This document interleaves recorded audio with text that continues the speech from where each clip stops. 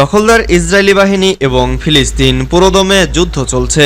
জানিয়ে দেব হাতে থাকা সর্বশেষ আপডেট আন্তর্জাতিক সংবাদ। প্রথমে এই সংবাদ শিরোনাম। নেতানিয়াহুর ভাষণ বয়কটের ঘোষণা 4 মার্কিন সিনেটরের। এরপর জানিয়ে দেব ইসরায়েলের সামরিক বেসামরিক স্থাপনার ভিডিও প্রকাশ করল হিজবুল্লাহ।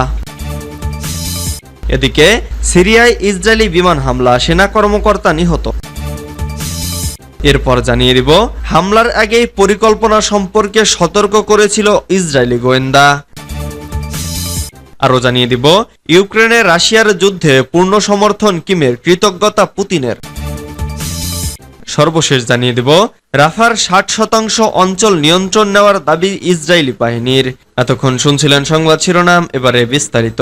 তবে অনুরোধ থাকবে ভিডিওটিতে একটি লাইক করবেন এবং কমেন্ট করে জানিয়ে দিবেন কোন জেলা থেকে আপনি আমাদের এই ভিডিওটি দেখছেন। নেতানিয়াহুর ভাষণ বয়কটের ঘোষণা 4 মার্কিন সিনেটরের। মার্কিন কংগ্রেসের এক যৌথ অধিবেশনে আগামী 24 জুলাই ভাষণ দেবেন ইসরায়েলের প্রধানমন্ত্রী বেনিয়ামিন নেতানিয়াহু। সেই ভাষণ বয়কটের ঘোষণা দিয়েছেন মার্কিন সিনেটর এলিজাবেথ ওয়ারেন সহ 4 জন। ফিলিস্তিনের গাজায় মানবিক বিপর্যয়ের জন্য ইসরায়েলি প্রধানমন্ত্রীকে দায়ী করে তারা এই বয়কটের ঘোষণা দিয়েছেন। খবর আল জাজিরার।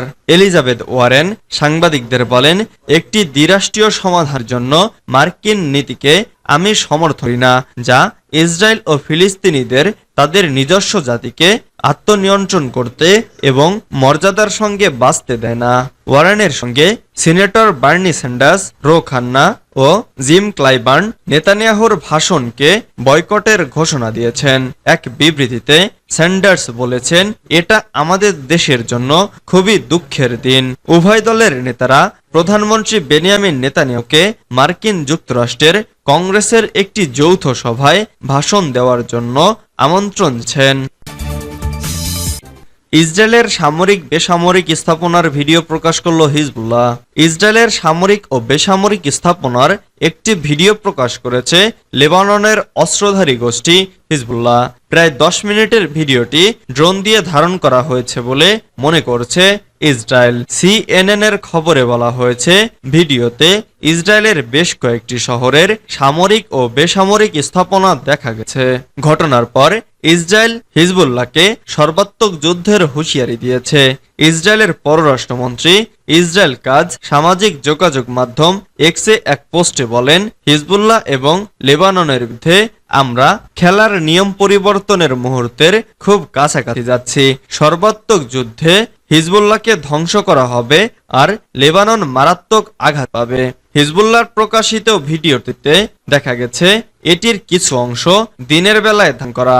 ভিডিওতে ইসরায়েলের লেবানন সীমান্তকে দক্ষিণে অবস্থিত হাইফা বন্দরের জনবহুল শহর কিরাওতের দৃশ্য দেখানো হয়েছে। ভিডিওর অন্য অংশে হাইফার কাছে সামরিক কমপ্লেক্স, যেখানে ইসরায়েলের রাফায়েল অস্ত্র তৈরির কারখানা দেখানো হয়েছে। সেখানে আয়রন ডোম, ব্যাটারি, ক্ষেপণাস্ত্র সংরক্ষণাগার এবং রাডার স্থাপনাও রয়েছে। এছাড়া ভিডিওটিতে সামরিক যান, জাহাজ এবং তেলের ডিপো দেখানো হয়েছে। সিরিয়ায় ইসরায়েলি বিমান হামলা, সেনা কর্মকর্তা নিহত। সিরিয়ার কুনৈত্রা ও দারা প্রদেশের সামরিক ঘাঁটিতে ইসরায়েলের সামরিক বাহিনী ধারাবাহিক বিমান হামলা চালিয়েছে। ফেসবুকে এক পোস্টে জানিয়েছে সিরিয়ার প্রতিরক্ষা মন্ত্রণালয়। এতে বলা হয়, হামলায় এক সেনা কর্মকর্তা নিহত হয়েছেন এবং এতে বস্তুগত ক্ষয়ক্ষতি হয়েছে। গাজা যুদ্ধ শুরু হওয়ার পর থেকে ইসরায়েল নিয়মিতভাবে সিরিয়ায় বিমান হামলা চালিয়ে আসছে, প্রায়ই ইরান সমর্থিত গোষ্ঠীর সদস্যদের লক্ষ্য করে। সিরিয়ান অবজারভেটিভ ফর হিউম্যান রাইটস জানিয়েছে, এবছর এ ধরনের হামলায় 171 যোদ্ধা ও 13 জন বেসামরিক নাগরিক নিহত হয়েছে। এদিকে ইরানের আরেক মিত্র লেবাননের সশস্ত্র গোষ্ঠী হিজবুল্লাহকে সর্বাত্মক যুদ্ধের হুঁশিয়ারি দিয়েছে ইসরায়েল। ইসরায়েলের পররাষ্ট্রমন্ত্রী ইসরায়েল কাজ সামাজিক যোগাযোগ মাধ্যম এক্সে এক পোস্টে বলেন, হিজবুল্লাহ এবং লেবাননের বিরুদ্ধে আমরা খেলার নিয়ম পরিবর্তনের মুহূর্তের খুব কাছাকাছি যাচ্ছি। সর্বাত্মক যুদ্ধে হিজবুল্লাহকে ধ্বংস করা হবে আর লেবানন মারাত্মক আঘাত পাবে। হামলার আগে পরিকল্পনা সম্পর্কে সতর্ক করেছিল ইসরায়েলি গোয়েন্দা। ইসরায়েলি সরকারি সম্প্রচার কর্তৃপক্ষ কান জানিয়েছে, হামাসের গত বছরের 7 অক্টোবরের হামলার কয়েক সপ্তাহ আগে একটি ইসরায়েলি গোয়েন্দা সংস্থা ফিলিস্তিনি গোষ্ঠীর হামলার প্রস্তুতি সম্পর্কে সামরিক কর্মকর্তাদের সতর্ক করেছিল। ইসরায়েলি সামরিক বাহিনীর সিগন্যাল ইন্টেলিজেন্স ইউনিট সেপ্টেম্বরে সংক্ষিপ্ত খসড়া তৈরি করেছিল। হামাসের হামলার 1 মাসেরও কম সময়ের মধ্যে গাজা উপত্যকায় চলমান যুদ্ধের সূত্রপাত করেছিল।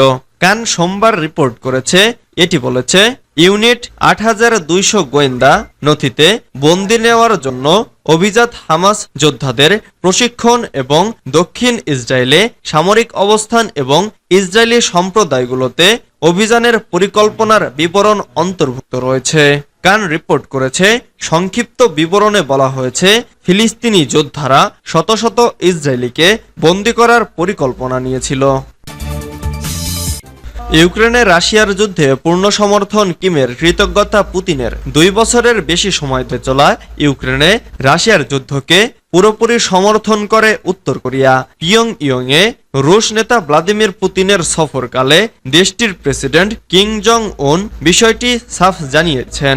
এদিকে মস্কোর যুদ্ধকে সমর্থন করায় কিমকে ধন্যবাদ জানিয়েছেন পুতিন। খবর বিবিসির। বুধবার স্থানীয় সময় সকালে পিয়ংইয়ংয়ে পৌঁছানোর পর স্বাগত অনুষ্ঠান শেষে আনুষ্ঠানিক আলোচনায় বসেন কিম ও পুতিন। এ সময় তারা এসব কথা বলেন। কিম বলেন, ইউক্রেনে রাশিয়ার অভিযানকে পুরোপুরি সমর্থন করে উত্তর কোরিয়া।